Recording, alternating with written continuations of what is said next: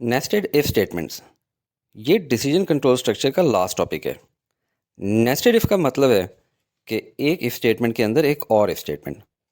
सी plus plus allow करता है if else या एल्स इफ को एक दूसरे इफ एल्स या एल्स इफ के अंदर समा जाने को। इस डायग्राम को देखें।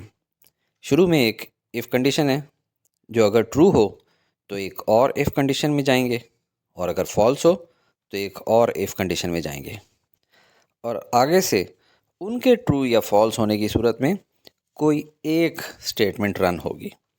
बस इसी सारे खेल को कहते हैं नेस्टेड इफ, यानी इफ के अंदर इफ। चलें इसकी एक एग्जांपल देखते हैं कोड की शक्ल में। Program 8। The following program demonstrates the use of nested if statement inside another if else statement. ये इसका कोड है। जब ये प्रोग्राम रन होता है तो सबसे पहले सी आउट स्टेटमेंट एग्जीक्यूट होगी।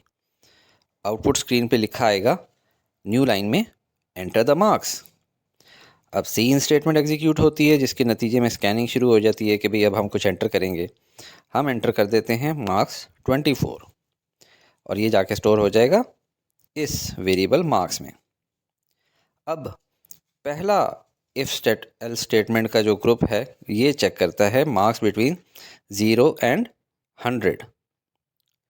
यहाँ से यहाँ तक ये पहला इफ एल स्टेटमेंट का ग्रुप है कि मार्क्स 0 से 100 के बीच में हैं या नहीं। अगर हैं, यानी स्टेटमेंट ये वाली ट्रू है, तो फिर nested if else statement check करती है कि क्या मार्क्स 33 से ज़्यादा हैं या कम। ज़्यादा हो तो लिखेगा यू आर पास।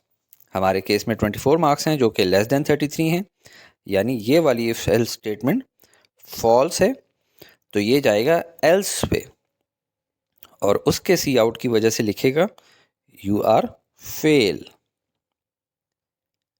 अगर पहले यही स्टेटमेंट ट्रू ना होती, यानी कोई एंटर कर देता मार्क्स 0 से कम यानी -2 और 100 से ज़्यादा यानी 102, तो यही जो है फॉल्स हो जाती स्टेटमेंट, और आउट निकल के एक एल्स में क्या कह देता इनवैलिड डेटा, यानी कि जो एंटर किया स्टूडेंट ने डेटा यानी -5 या 102, वो इस कैटेगरी में फॉल ही नहीं करते।